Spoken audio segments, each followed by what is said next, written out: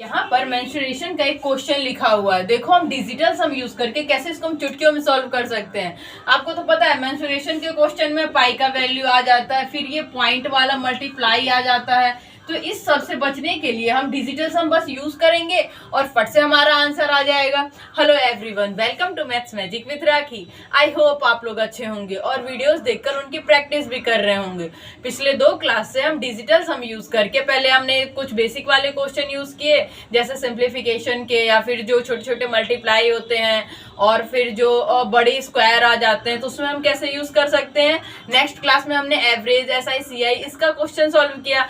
आज हम मेंसुरेशन के क्वेश्चन को सॉल्व करने वाले हैं। देखो यहाँ पे क्या बोला है, एक बेलन की त्रिज्या 10.5 सेंटीमीटर है, इसकी ऊंचाई 12 सेंटीमीटर है, तो इसका वक्र पृष्ठ क्षेत्रफल निकालो। वक्र पृष्ठ क्षेत्रफल का फॉर्मूला क्या होता है, 2 पाई आर एच, यही होता है ना।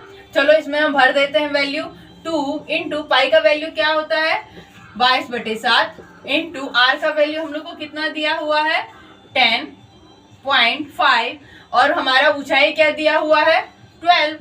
बस हम इसको जो इतना बड़ा जो मल्टीप्लाई है ना, इसको हम लोगों को मल्टीप्लाई करने की जरूरत ही नहीं है। इसका हम डिजिटल सम निकाल देंगे और जिससे भी मैच करेगा उसका वही आंसर हो जाएगा। बस एक चीज हम लोग को ध्यान रखना है, जो हमारा यहाँ पे अपॉन 7 है ना, इसको हमको अपॉन में 1 बनाना है। तो हम अगर 22/7 है, इसको अगर हम यहाँ पे 4 से मल्टीप्लाई कर दें तब तो हमारा यहाँ पे 1 हो जाएगा। देखो कितना हो जाएगा, 7 इंटू 4 कितना होता है 28 कितना हो जाएगा 1। मतलब हम इसको क्या लिख सकते हैं 2 इंटू, बस यहाँ पे हम इंटू 4 अगर कर दें तो हो गया हमारा, ये तो नीचे वाला 1 हो गया, इस 4 को हमने यहाँ लिख दिया। अब इसका हम डिजिटल सम आराम से निकाल सकते हैं। देखो 2 इंटू 2 + 2 कितना होता है 4 इंटू, यहाँ पे जब भी मैंने क्या बताया, जब भी हमारा पॉइंट होगा तो उसको हम इग्नोर कर देंगे।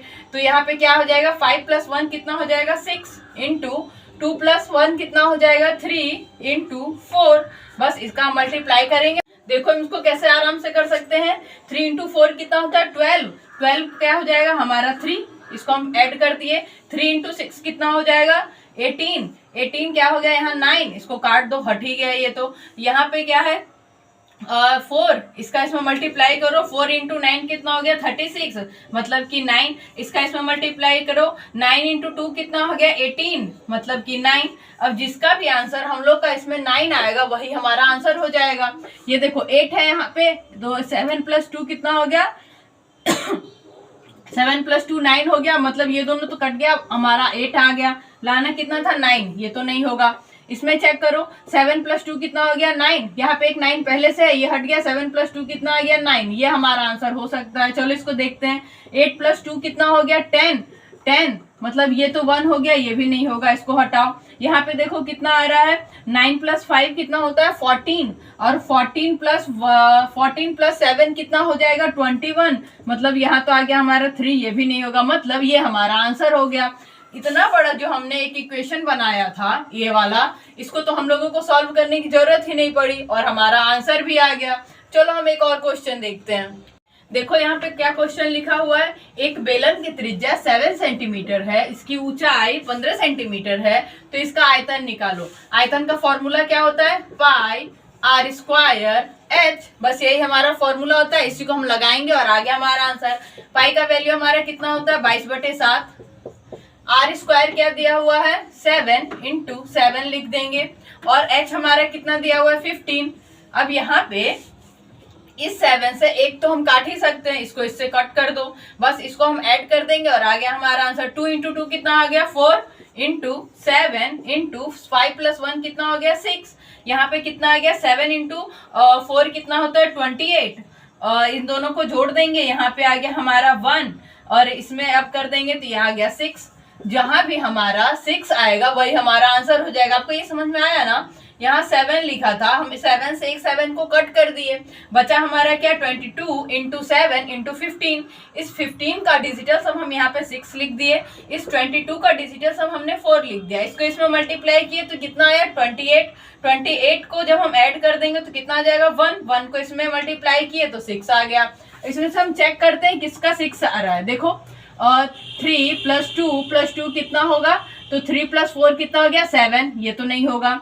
और यहाँ पे देखो कितना आ रहा है, 3 + 2 कितना हो गया 5, 5 + 5 कितना हो गया 10, और 10 + 1 कितना हो गया 11, मतलब कि 2, ये भी नहीं होगा। यहाँ पे देखो कितना आ गया, 4 + 2 कितना था 6, 6 + 1 कितना हो गया 7, ये भी नहीं होगा। यहाँ पे देखो 3 + 2 कितना हो गया 5, 5 + 1 कितना हो गया 6। This is the answer. मतलब कि हमने जो इतना बड़ा यहाँ पे इक्वेशन बनाया था, इसको हम लोगों को सॉल्व करने की जरूरत ही नहीं थी, बस आ गया हमारा आंसर। इसी तरह हम और क्वेश्चन भी सॉल्व कर सकते हैं, जैसे शंकु वाला। चलो हम एक शंकु वाला क्वेश्चन देखते हैं। देखो यहाँ पे क्या लिखा हुआ है, एक शंकु की त्रिज्या 14 सेंटीमीटर है, इसकी तिर्यक ऊंचाई 20 सेंटीमीटर है, इसका वक्र पृष्ठ क्षेत्रफल निकालो। क्या हम लोग को निकालना है, वक्र पृष्ठ क्षेत्रफल। फॉर्मूला क्या होता है, पाई आर एल। बस हम इस पे पुट करेंगे और डिजिटल सम लगा देंगे। पाई का वैल्यू क्या होगा 22/7 इंटू पाई, आर का वैल्यू क्या दिया हमारा 14, इंटू एल का वैल्यू क्या दिया हमारा 20। यहाँ पे देखो, यहाँ 7 लिखा है, यहाँ 14 लिखा है, इसको 2 टाइम्स कट कर दो। यहाँ पे अभी कितना आएगा, 2 + 2 कितना हो गया 4, इंटू 2 इंटू यहाँ पे ऐड कर देंगे तो क्या आ गया 2, ये हो गया 4, 4 इंटू 4 कितना हो गया 16, मतलब कि 7। अब जिसका भी इसमें से आंसर 7 होगा वही आंसर हो जाएगा। इसका आप लोग आंसर निकाल के मुझे कमेंट में बताना, और जरूर बताना आपको क्लास कैसा लगा। अगर आपको मेरे वीडियोस अच्छे लगते हैं और ये डिजिटल सम मैथिक जो हमारा मैजिक था ये आपको अच्छा लगा, तो वीडियो को लाइक करो, और ऐसे ही मैजिक पाने के लिए चैनल को सब्सक्राइब करो। आज के लिए बस इतना ही। Thank you, bye bye.